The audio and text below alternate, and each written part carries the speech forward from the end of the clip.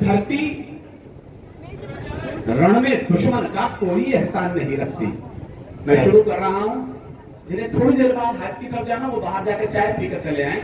मैंने शुरू में निवेदन किया कि मैंने हाथ जोड़कर गिड़गिड़ाकर कविताएं नहीं पढ़ी। सीपी गुप्ता जी ये कहीं बैठे हैं तो जानते हैं राजस्थान यूनिवर्सिटी का एक गोल्ड मेडल मेरे हिस्से में आता है। मुझे 100 में से 100 अंक लेने की आदत है।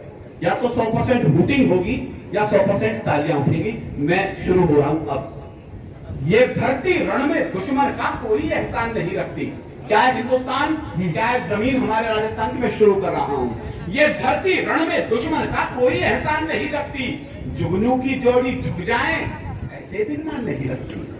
मैं शुरू कर रहा हूं, तालियों को रोकेगा। ये धरती रण में दुश्मन का कोई एहसान नहीं रखती। जुगनू की जोड़ी झुक जाए ऐसे दिनमान नहीं रखती। पर सीमा पर दुश्मन की जाकर जो माँ का दूध ल जाए, भारत में ऐसी कोई भी कायर संतान नहीं रखती। क्या बात है, कोई भी संतान नहीं रखती।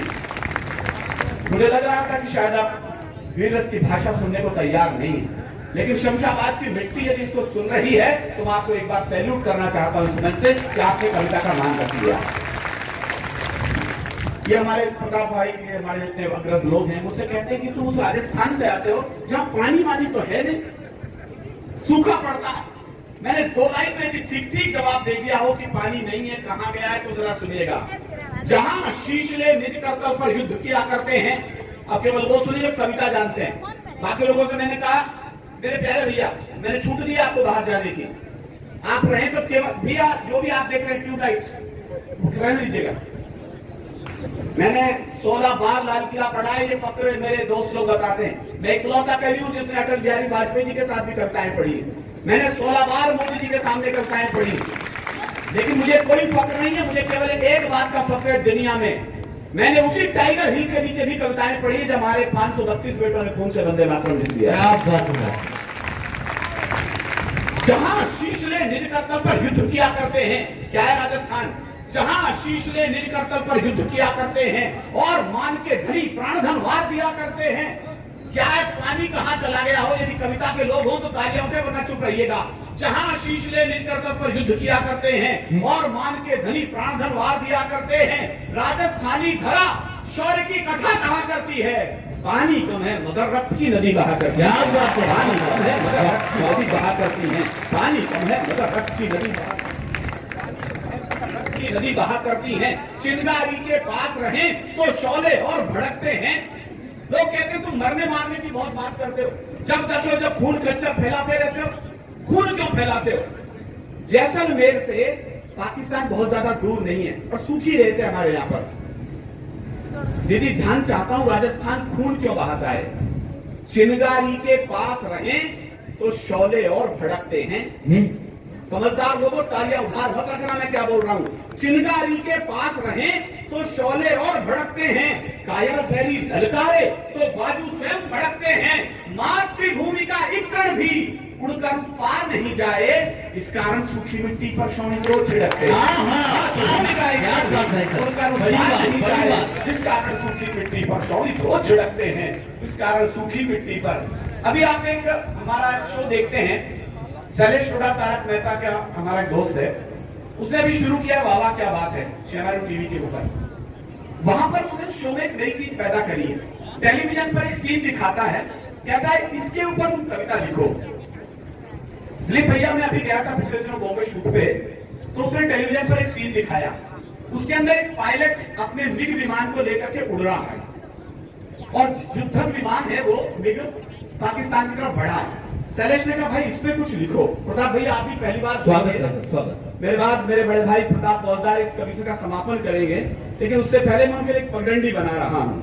प्राण हथेली पर लेकर दिल में एहसास लिए बैठे, युद्ध की भाषा को देखेगा।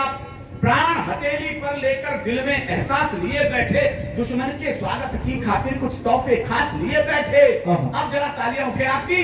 हम बढ़ चले मृत्यु के परवाने, जीने की है परवाह किसे, जीवन जीने की खातिर हम मृत्यु की प्यास लिए। क्या बात है, जीने की खातिर हम मृत्यु की प्यास लिए बैठे। ये मेरा धर्म था जो मुझे कहना जरूरी था कि कविता की बारीकियां क्या होती है। मैं एक बेहूदी सी बात आपसे बांट लेता हूं, पता नहीं मुझे बोलनी चाहिए कि नहीं बोलनी चाहिए। मुझे बोलते हुए शर्म आएगी, आपको सुनकर शर्म आएगी। जिस उरी हमले के लिए बहुत सारी राज सत्ताएं दिल्ली के सिंहासन तक पहुंच गई, हमारे बिल्लू भैया को शायद अटपटा लगे कि मैं क्या बोल रहा हूं, जमीन पर क्या नहीं बोलना चाहिए था मुझे।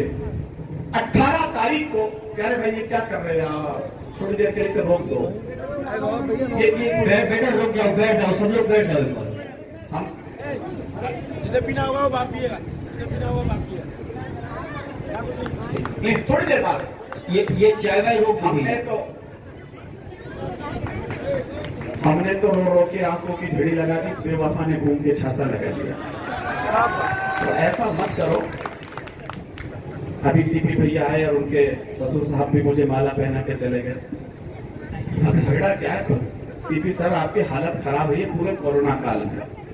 अब आपको पता नहीं, मेरे को बता रहे थे कि मैं इधर दिलीप भैया बैठे कह रहे हमारे कोरोना पे। अच्छा आपने देखा कोरोना काल में जिसको देखो मास्क लगाए घूम रहा है, जिसको देखो मास्क लगाए घूम रहा है। पूरा देश जैन मुनि बना के रख दिया इस कोरोना ने के अंदर।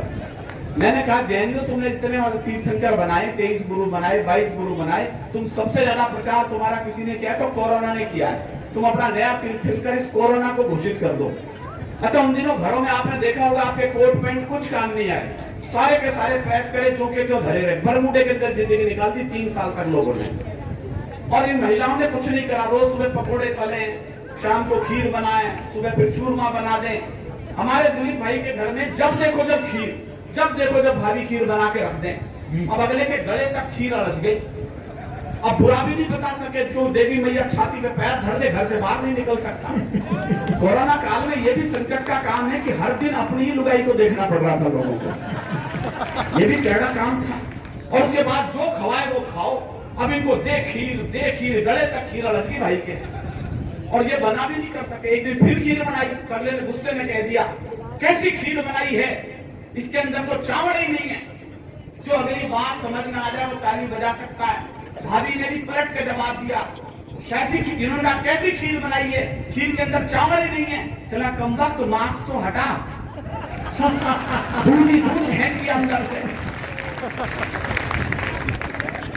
मुद्दत के बाद ख्वाब के कुछ फूल खिले हैं, डर है कि कोई नींद की टहनी हिला न दे। क्या इस बरसों के बाद यदि हम इस मुस्कुराहट के लिए बचे हैं तो ईश्वर का धन्यवाद कीजिए कि हम लोग इस हंसी मुस्कुराहट के लिए बचे हुए हैं। आज भी 3-3 महीने तक, 3-3 सालों तक स्कूलों की छुट्टियां हो गई।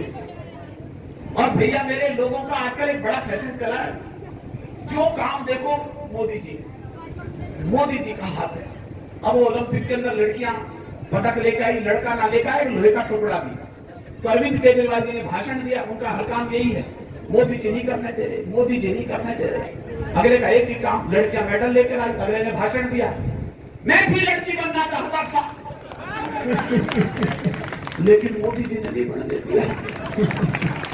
तो कुछ लोगों का परमानेंट काम है, मोदी जी ने नहीं बनने दिया, मोदी जी ने नहीं बनने दिया। वो बुढ़ा आ गया, 3 साल बाद स्कूल खुले और आते ही मास्टर साहब वो गोरी वाली मैडम दिखाई नहीं दे रही। कौन सा बात कर रहा होगा वो, उसका दिमाग खराब हो गया। प्रिंसिपल कहना साले 3 साल बाद स्कूल खुले, तेरे को गोरी वाली मैडम की गाली बाबा चल घर से। वो अगले दिन फिर सुबह 10 बजे आ गया, माता वो गोरी वाली मैडम दिखाई नहीं दे रही। जो दिमाग खराब कर रखा है उसका ट्रांसफर हो गया। अब जो बुढ़े ने जो बात कही है वो लाजवाब बात है, पहली स्पिन बॉलिंग कर रहा, उसका ट्रांसफर हो गया। ये मोदी किसी को खुश नहीं देख सकता। जरा बाबा के सामान में ताली बजाओ, शमशाबाद के डोगरे ढंगते नहीं है क्या। प्राण से ज्यादा प्रिय जिनको रहा अपना, ये मुझे बीच में क्षेपक करना पड़ा, मानव वाला कर्म रोक दीजिएगा। ये सब क्रम में कविता भंग होती है, मैं जब तक पढ़ू जरा मालाओं को अपनी जगह रखे। आप एक सूचना मैंने आपसे कही है कि मैं दुख के साथ सूचना दे रहा हूं आपको। उरी हमले की 18 तारीख के दिन मुझे एक भी न्यूज चैनल पर उसकी बरसी थी, कोई नेता की श्रद्धांजलि देते हुए कोई दफ्तर में मैंने सुना नहीं। अगली बात उससे ज्यादा शर्मनाक है, बंबई के अंदर 92 के हमले याकूब मेहमन की कब्र को मजार में बदल दिया गया और उस पर लाइटिंग कर दी गई। और मैंने कहा मुझे शर्म है ये बात कहते हुए, किसके राज में हुआ ये सब, वो बाल ठाकरे जैसे शेर उसके पुत्र के शासन में हुआ कि वो संगमरमर की मजार बना दी गई। क्या बात है, क्या बात है। अपनी तालियों को रोकेगा। एनसीपी का बड़ा नेता कह रहा था शायद सरकार को अकल आ गई है कि वो आतंकवादी नहीं था, वो एक भला इंसान था। मुझे पहली बार लगा इस देश में आतंकवादियों की जिस तरह पूजा की जा रही है और बलिदान को जिस तरह गालियां दी जा रही हैं, हमें पाकिस्तान से ज्यादा खतरा नहीं, हमें घर के अब्दारों से ज्यादा फुर्सत मिलनी चाहिए। मैं 2 लाइन में तालियों में गूंजता देखना चाहता हूं इस पंडाल को। सांप जब तक आस्तीनों के ना मारे जाएंगे, शमशाबाद वालों के ना विनीत चौहान को शुरू कर लीजिएगा। सांप जब तक आस्तीनों के ना मारे जाएंगे, हौसला कितना भी हो, हम जंग हारे जाएंगे और दुश्मनों के संग तो हम फिर करेंगे फैसले। पहले घर के जाहिलों के सर उतारे, पहले घर के जाहिलों के सर उतारे। बहुत बढ़िया। तिरंगा यात्राएं तक पार्टियों की हो गई। यार इस राजनीति ने मजहब के नाम पर देश बांट दिया, जाति के नाम पर बांट दिया। भाषा, एक तिरंगा बचा था, उसे भी एक पार्टी कह रही थी तो हमारी नहीं है, तो मोदी जी की यात्रा है। महबूबा जी कह रही थी श्रीनगर में कि इस प्रांत में तो तिरंगा उठाने वाला नहीं बचेगा। मैं वीडियो रिकॉर्डिंग के सामने लाइव बोल रहा हूं, मेरी एक भी बात गलत है मुझे गलत टोक सकते हैं। क्या कहा? तिरंगा घाटी में अब और नहीं लहराएगा। आपकी तालियां थप्पड़ की तरह श्रीनगर पहुंचे थे, विनीत चौहान की बात ठीक बोल रहा है तो। क्या कहा? तिरंगा घाटी में अब और नहीं लहराएगा। क्या कहा कि जनगण मन घाटी में नहीं कोई दोहराएगा। अब शायद एक हाथ खड़ा हो जाए, मैं दावा कर रहा हूं। क्या कहा? तिरंगा घाटी में अब और नहीं लहराएगा। क्या कहा कि जनगण मन घाटी में नहीं कोई दोहराएगा। जब तक एक भी बेटा जिंदा अपने हिंदुस्तान का अमर तिरंगा कश्मीर में सदियों तक बहुत अच्छे अमर तिरंगा कश्मीर में सदियों तक लहराएगा। भारत माता की, भारत माता की। अच्छे स्कूलों में पढ़े होगे, भारत माता की जय सीख गए हो। मेरी बात को फिर रिसीव करना। दिल्ली के जेएनयू के अंदर पढ़े होते तो अब तक भारत तेरे टुकड़े होंगे इंशाल्लाह के नारे सीख चुके होते। सही बात। यहाँ जो जितना बड़ा है वो उतना ही बड़ा देशद्रोही है। इसीलिए मुझे अपने सरकारी स्कूल के फटी नेकर के बच्चे पसंद आते हैं जो कम से कम भारत माता की जय तो सीखते हैं प्राइमरी स्कूल। वहां तो आवाजें लग रही है, घर घर से अफजल निकलेगा, भारत तेरे टुकड़े होंगे इंशाल्लाह इंशाल्लाह। मुझे तालियां नहीं चिंगारियां चाहिए आपके हाथों में इस बार। घर घर से अफजल निकलेगा, घर घर से अफजल निकलेगा। निकम्मे यदि घर घर से अफजल निकलेगा तो क्या घर घर से भगत सिंह पैदा नहीं हो जाएंगे? जिसके गायन से माता की परतंत्र बेड़ियां टूट गई, जिसके गायन से माता की परतंत्र बेड़ियां। भैया ने कहा कि भारत माता की जय नहीं गाऊंगा, इनकी भाषा अलग है। मेरा कहने का तेवर क्या है, आपका सुनने का तेवर क्या हो? मुझे भ्रम है मैं हिंदुस्तान की सबसे पढ़ी लिखी कौम के सामने अपनी कविता पढ़ रहा हूं। यदि मेरा भ्रम है तो इसे बनाए रखिएगा। मैं पढ़े लिखे लोगों में, मैं पशु मेले में कविता नहीं पढ़ रहा हूं। जिसके गायन से माता की परतंत्र बेड़ियां टूट गई, जिसकी स्वर लहरी सुनने को तो स्वर्ग सीढ़ियां छूट गई। कुछ मक्कारों को वही गीत, अब ताली आपकी हैदराबाद पहुंचनी चाहिए। कुछ मक्कारों को वही गीत, दिल भर भी रास नहीं आया। गद्दारों को लगता शायद माता का दूध नहीं भाया, मक्कारों को लगता शायद माता का दूध नहीं भाया। जो गीत सदा आजादी की दुल्हन की जय जयकार रहा, जो फांसी पर चढ़ते चढ़ते वीरों की रणहुंकार रहा। मुझे भी मजा नहीं आ रहा, जिस दिन क्षमा करें ताली आ जाएंगे मैं कविता शुरू कर दूंगा। ये गीत सदा आजादी की दुल्हन की जय जयकार रहा, जो फांसी पर चढ़ते चढ़ते वीरों की रणहुंकार रहा। तुम उसी गीत को गा न सके, सचमुच कितने हठभागी हो। माता की छाती चीर गए, तुम कुल कलंक कुल दागी हो। मुझे लगा जो चले गए यह देश छोड़, उनसे न शिकायत कभी हमें। मेरा तर्क समझना। हमारे भाजपा के बजरंग दल के लोग कई बार कहते हैं हम पाकिस्तान से वंदे मातरम का, मूर्खतापूर्ण बात है ये। 47 बड़े लोग बैठे हैं, 47 का विभाजन सर मजहब की दीवार पर खड़ा था। जिन लोगों को दीदी मजहब प्यारा था वो पाकिस्तान चले गए थे। हमें कोई हक नहीं है हम वहां जाकर के तुम वंदे मातरम गाओ। लेकिन जो निकम्मे यहां रह गए थे उन लोगों ने तो तय कर लिया था जब मजहब को बड़ा नहीं मानेगा हिंदुस्तान को बड़ा मानेंगे। ये बात तो 47 में तय हो चुकी थी। आज इन निकम्मों की भाषा क्यों बदल रही है, ये मेरे गुस्से का कारण है। मैं तर्क से बोल रहा हूं क्यों गाना चाहिए उनको मातरम। जिनके गायन से माता की परतंत्र बेड़ियां टूट गई, जो चले गए यह देश छोड़, उनसे न शिकायत कभी हमें। मैं विनीत होता हूं, तर्क के साथ बोल रहा हूं। जो चले गए यह देश छोड़, उनसे न शिकायत कभी हमें, पर तुमने इसको वतन कहा, इसलिए मोहब्बत अभी। हाँ, क्या बात। मैं विनीत हो रहा हूं, और अगली पंक्ति में चौहानी तेवर बाद आए तो फिर तलवारों की खंजरान आपके हथेली में उठ जाए। जो चले गए यह देश छोड़, उनसे न शिकायत कभी हमें, पर तुमने इसको वतन कहा, इसलिए मोहब्बत अभी हमें। वरना इस घटना पर तुमको हम बांट छांट भी सकते थे। जो भारत की जय गा न सकी वो जीभ काट भी सकते थे। जो भारत की जय गा न सकी, जो भारत की जय गा न सकी वो जीभ काट भी सकते थे। अच्छा होता तुम बन हमीद माता का कर्ज चुका देते, इस राष्ट्रदेव के चरणों में तुम अपने शीश चढ़ा देते। हम भी चाहते हैं मरे अगर धरती की गोदी यही मिले, 100 बार स्वर्ग छिन जाए मगर माता की गोदी यही मिले। 100 बार स्वर्ग छिन जाए मगर माता की गोदी यही मिले। 370 धारा क्या हटी, लोगों के पेट में दर्द हो गया। क्या लगे कोई फर्क नहीं पड़ा तुम्हारे वहां करने से। ऐसा का ऐसा तो है कश्मीर। मेरी बात को यदि सच लगे तो उठे, मैं कह रहा विरोध करने का हक दे रहा हूं मैं आपको। इतने सालों से आपने टेलीविजन पर 15 अगस्त का फंक्शन देखा है, कश्मीर को देखा है। हर बार सूचना आती है पाकिस्तान की तरफ से बम फोड़ दिए गए श्रीनगर में, तिरंगा झंडा नहीं फहरा सका। शायद तालियों से मेरी बात का समर्थन करें। इस बार 15 अगस्त पर डल झील के एक एक शिकारे के ऊपर क्या तिरंगा नहीं फहरा दिया गया था इस बार?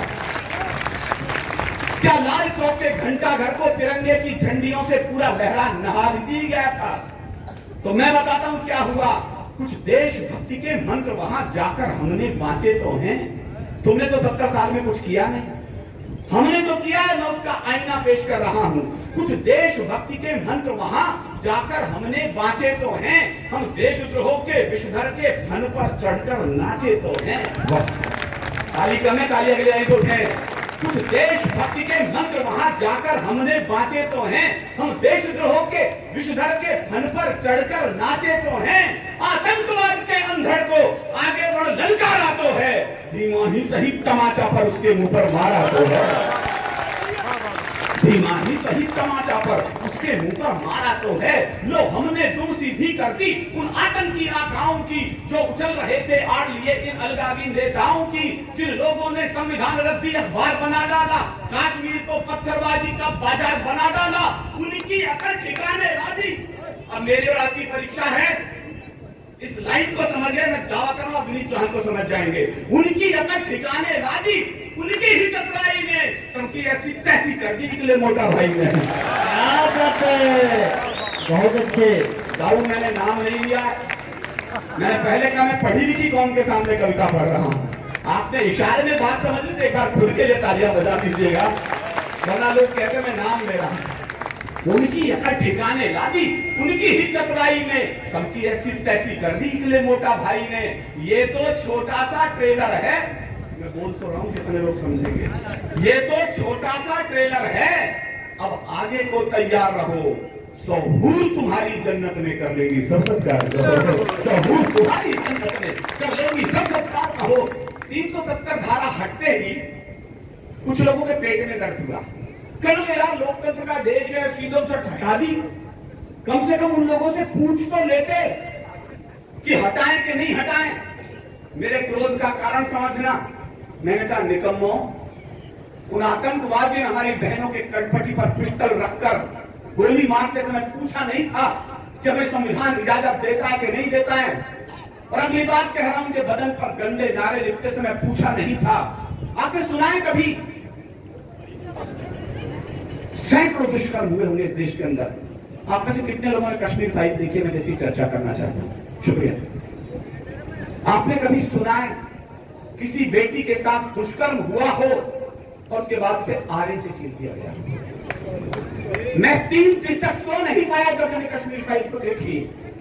और वो निकम्मा दिल्ली का मुख्यमंत्री कह रहा था, मुझे शर्म आती है जब आप कश्मीर की बात करते हैं। याद रखना, छोटा मोटा आदमी नहीं था वो भी हमारी तुम्हारी तरह एक प्रांत का बड़ा मुख्यमंत्री है। और वो सदन में बयान दे रहा है, सड़क पर नहीं।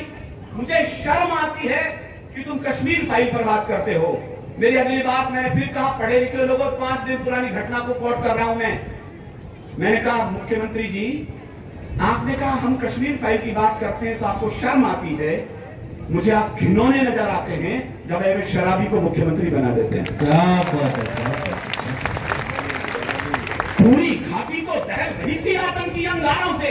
यदि जनमत संग्रह कराना है तो मैं शमशाबाद के लोगों से जनमत संग्रह करा रहा हूं कि 370 धारा हटनी चाहिए थी कि नहीं हटनी चाहिए थी।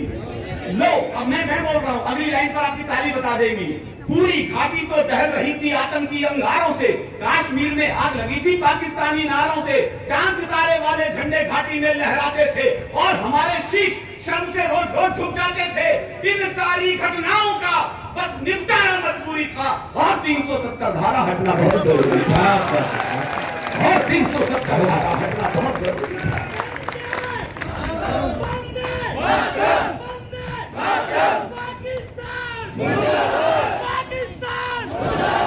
लोगों ने कहा कश्मीर तुम्हारा, इस बात का पट्टा है तुम्हारे पास। मैंने कहा एक लाइन का पट्टा सुन लो। अपनी इस केसर घाटी को इतना लहू दे चुके हैं हम। लोग कहते हैं आपका प्लॉट है, रजिस्ट्री दिखाओ। मैं कश्मीर की रजिस्ट्री दिखा रहा हूं। अपनी इस केसर घाटी को इतना लहू दे चुके हैं हम। अब तो जो भी फूल खिलेंगे वो सब फूल हमारे होंगे। विज्ञ लोग जानते हैं, पढ़े लिखे लोग जानते हैं, कश्मीर एक बीमार प्रांत है। हम 3 राज्यों के बराबर खर्चा करते हैं कश्मीर के ऊपर और एक फूटी कौड़ी नहीं लेते कश्मीर पर। उसके बावजूद यदि आप पाकिस्तान जिंदाबाद के नारे लगते हैं तो मुझे इस बात को कहने का हक दीजिएगा। लोग कहते हैं विनीत चांद वीरस का कवि है। मैं कोई वीरस का कवि नहीं हूं साहब, मैं बगावत का कवि हूं। मैं एक भी बागी इस भीड़ में तैयार कर दूं तो मेरा कहना सार्थक है, आपका सुनना सार्थक है। उसके बावजूद यदि पाकिस्तान के नारे लगते हैं कश्मीर में तो विनीत चांद को एक लाइन का हक दीजिएगा। कश्मीर वो बेवफा औरत हो चला था जो खाता हमसे था, पहनता हमसे था और नैन बटक के पड़ोसी से करना चाहता था। अभी 5 महीने पहले मेरी बेटी ने कहा पापा आप कवि सम्मेलन में बहुत रहते हो, हमें गोवा घुमा लाओ, हमें जुहू चौपाटी दिखा दो बंबई का। मैंने कहा नहीं बेटा, इस बार मैं तुम्हें पंजाब ले चलूंगा। उन्होंने कहा पंजाब में क्या रखा है, वहां तो गुरुद्वारे हैं। मैंने कहा तुम चलो तो सही, मैं तुम्हें बताऊंगा कि बात क्या है। जब सर मैं वहां उन्हें जलियांवाला बाग ले गया, जब मैं उन्हें बाघा बॉर्डर पर ले गया, मेरे रोंगटे खड़े इस दृष्टांत को बताते समय। मैं उन्हें उस दीवार पर ले गया जहां गुरु गोविंद सिंह के दोनों बेटे जिनका चिन्हवा दिए गए थे। आपको तो शायद सब लोगों को यही पता होगा कि दोनों बेटे जिंदा दीवार में चिन्हवाजे और वहां की मृत्यु हो गई थी। ये अधूरी सूचना है, मैं मंच को भी कह रहा हूं, ये अधूरी सूचना है। दीवार में जब दोनों बेटे चिन्हवाए जा रहे थे तो दीवार तो 3 बार गिर गई थी। उसके बाद बादशाह ने उनके गर्दन कलम कर दी थी, उसके बाद उन्हें जंगल में फेंका था। लेकिन 9 साल का बेटा और 7 साल का बेटा गुरु गोविंद सिंह का जब दीवारों में चिन्हवाए जा रहे थे तो बड़े बेटे की आंखों में आंसू आना शुरू हो गए जब छोटे की गर्दन तक ईंट आ गई। छोटे ने कहा बड़े भैया बलिदान का वक्त आए हुए तो रोने लग गए, मृत्यु से डर गए। जोरावर सिंह ने कहा नहीं डरा नहीं हूं, क्या फिर रो क्यों रहे हो। बड़े ने जो जवाब दिया वो लाजवाब था। उसने कहा छोटे रोता केवल इसलिए हूं कि इस दुनिया में पहले आया मैं था और जा तू रहा है। मैं पीछे तक आपकी तालियां चाहता हूं। फतेह सिंह शोर से बोला, जोरावर जोर से बोला, रखो ईंटें भरो गारे, चुनो दीवार हत्यारे, निकलती सांस बोलेगी यही दीवार बोलेगी, हमारे देश की जय हो, हमारे धर्म की जय हो। यह हिंदुस्तान का 7 साल का बेटा बोल रहा था। उन दोनों बेटों की ये दृष्टांत मैं क्यों सुना रहा हूं वैश्य समाज में, उसका कारण समझना। आप गर्व करना कि आपने एक ऐसा बेटा पंजाब में पैदा किया। आपको खुद नहीं पता होगा कि आपकी कौम ने एक ऐसा बेटा भी दिया। दोनों बेटों की लाशें जंगल में फेंक दी गई। सुबह एक टोडरमल नाम का एक व्यक्ति आया, उसने कहा मैं इनका दाह संस्कार करना चाहता हूं। उसने कहा करोगे कैसे, जमीन तो बादशाह की है। उसने कहा मैं खरीद लूंगा। उसने कहा बोली लगाओ। नए लड़कों गिनीज बुक से उठा करके गूगल सर्च कर लेना, दुनिया की सबसे महंगी जमीन है आज तक जो खरीदी गई है। के लोगों तालियां बजाना गुरु गोविंद सिंह के लिए। गुरु गोविंद सिंह ने आंखों में लाल डोरे भरे और धीरे से बोले, शर्म नहीं आती रण क्षेत्र में खड़े हो, शत्रु के लहू से प्यास क्यों नहीं बुझा देते। चारों बेटे बलिदान हो गए तो गुरु मां रोने लग गई। गुरु के पास गई, अपनी आंचल फैला दिया, मुझे मेरे बेटे वापस करो। गुरु गोविंद सिंह ने कहा देश के लिए काम करने लाऊं कहां से? गुरु माँ ने कहा फिर मुझे मरने की अनुमति दो। कहले मरना क्यों चाहती हो? कहले मेरी कोख खाली हो गई, मैं जीव तो जीव किसके लिए? गुरु गोविंद सिंह ने एक वाक्य कहा, बस मैं एक अभियान लेकर चल रहा हूं दिलीप भैया, पिछले 3 सालों से एक दिन में अमृतसर के एयरपोर्ट पर इन 2 लाइनों को लिखवाने की जिद में चला हूं। गुरु गोविंद सिंह ने कहा, देश धर्म के वास्ते वार दिए सुचार। मत बचाना विनीत चौहान की कविता पर तालियां। तालियां उठे तो उन बेटों के लिए उठे जो गुरु गोविंद सिंह ने कहा, देश धर्म के वास्ते वार दिए सुचार। अरे 4 मरे तो क्या हुआ, ये जीवित कई हजार। ये वो कौन थी जिसके कारण हिंदुस्तान जिंदा है? मैं आपके हाथ जोड़कर निवेदन करता हूं, कोई भी सिख आपको दिखे उसे चुटकुलों की कौम मत समझिएगा।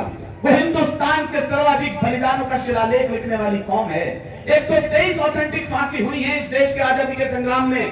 शायद आपकी तालियां उसे और बड़ा कर दे, दाऊ की पगड़ी तक पहुंच जाए। 93 बेटे सिख मां की कोख ने दिए हैं, उसके लिए छोटी कौम नहीं है ये कौम शीश देकर जननी। दाऊ मैंने बड़े भैया कहता हूं, ये लाइन आपके चरणों में निवेदित कर रहा हूं। ये कौम शीश देकर जननी, ये कौम शीश की दानी है। ये अमृत छक्कर बड़ी हुई, ये कौम बड़ी अभिमानी है। जब जब हम पर संकट आए, इस पगड़ी ने बलिदान दिया। गुरुओं ने मस्तक चढ़ा दिए, अपने प्राणों का दान दिया। कुछ को आरे से चिरवाया, कुछ थे रुई से जलवाए, कुछ फांसी ऊपर टांग दिए, कुछ दीवारों में चिनवाए। वो गर्म तवे पर चढ़े मगर, मुझे अफसोस हो जाएगा आपकी कम ताली रही तो, वो गर्म तवे पर चढ़े मगर निज सत्य पंथ से डिगे नहीं। पुरजा पुरजा कट गए मगर मुगलों के आगे झुके नहीं। पुरजा पुरजा कट गए मुगलों के आगे झुके नहीं। पुरजा पुरजा कट गए मगर मुगलों के आगे झुके नहीं। ऐसे पागल दीवानों से, ऐसे पागल दीवानों से धरती की आन सोगनी है।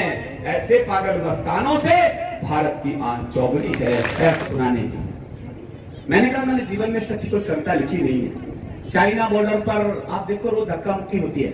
मैं दिल्ली वाले से पूछा, सर ये हो क्या रहा है? कहला हमारी सीमा रेखाएं स्पष्ट नहीं है, अभी पत्थर की दीवार है वहां पर। 75 साल से भारत चाइना की सीमा रेखाएं स्पष्ट नहीं है। विनीत चौहान एक लाइन कविता के नाम पर बोल के जा रहा है आज की रात। यहाँ बहुत सारे हमारे स्थानीय कवि बैठे होंगे, इसे जांचिए। कविता ये भी होती है, कुल 1 लाइन की कविता है। सीमा नहीं खिंचा करती है कागज बिछी लकीरों से। शमशाबाद वालों मुझे हिम्मत देना, मैं एक कविता कहकर विदा हो रहा हूं आपसे। सीमा नहीं खिंचा करती है कागज बिछी लकीरों से, ये घटती बढ़ती रहती हैं वीरों की शमशीरों से। ये मुझे अच्छा लगा, आपने कविता की लाज रख ली। बस 3 मिनट मेरे साथ रहिएगा, मैं अपने जीवन की सर्वश्रेष्ठ कविता सुनाकर आपसे विदा हो रहा हूं। मैंने कहा, मैंने 30 साल सीपी भैया के साथ केमिस्ट्री पढ़ाई है। ये फिजिक्स के लेक्चरर थे, मैं रसायन विज्ञान का, मेरे हिंदी मेरे विषय में नहीं है।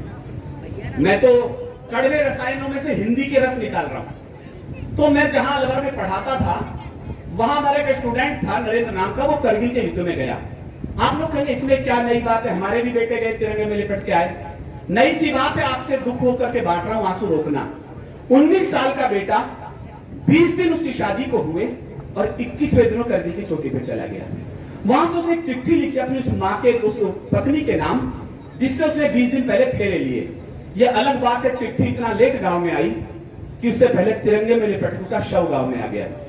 मैंने रोते रोते चिट्ठी को पढ़ा और पढ़ते पढ़ते मैं रोया। उसने एक शेर लिखा, भूल जाना आज की रात विनीत चौहान क्या चीखा क्या चिल्लाया। एक लाइन उस बच्चे की बड़ी है, उसे लिखा, यूं तो तुम्हारे इश्क पर ये जान भी कुर्बान है। कोई नई बात नहीं है, हर नौजवान अपनी पत्नी को लिखता। अगली पंक्ति पर मैंने खुद खड़े होकर रोते हुए ताली बजाई। उसे लिखा, यूं तो तुम्हारे इश्क पर ये जान भी कुर्बान है, पर मादरे वतन पे अपना इश्क भी कुर्बान है।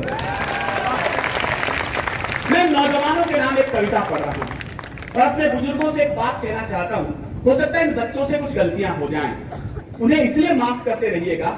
जब कभी पर्वत की चोटियों को खून की जरूरत पड़ेगी, आपको नए बच्चों की बहुत याद आएगी। बस मैं एक कविता कह रहा हूं। कल्पना करें टाइगर हिल है, उस पर एक सैनिक है, वो लहूलुहान है और एक चिट्ठी अपनी माँ के नाम लिख रहा है। 3 मिनट मेरे साथ रहिएगा। माँ तुम्हारा लाडला रण में अभी घायल हुआ है। मैं आपसे निवेदन करूंगा, मेरी छोटी बहन प्लीज जो भी है, बस इस कविता को सुन लो, उसके बाद मैं कविता समाप्त कर दूंगा। मुझे लगेगा मैं स्वभाव से आर्य समाजी हूँ, मैं जीवन में कभी मंदिर नहीं गया आज तक। मुझे नहीं पता थाली ऐसे घुमाई जाती है कि ऐसे घुमाई जाती है।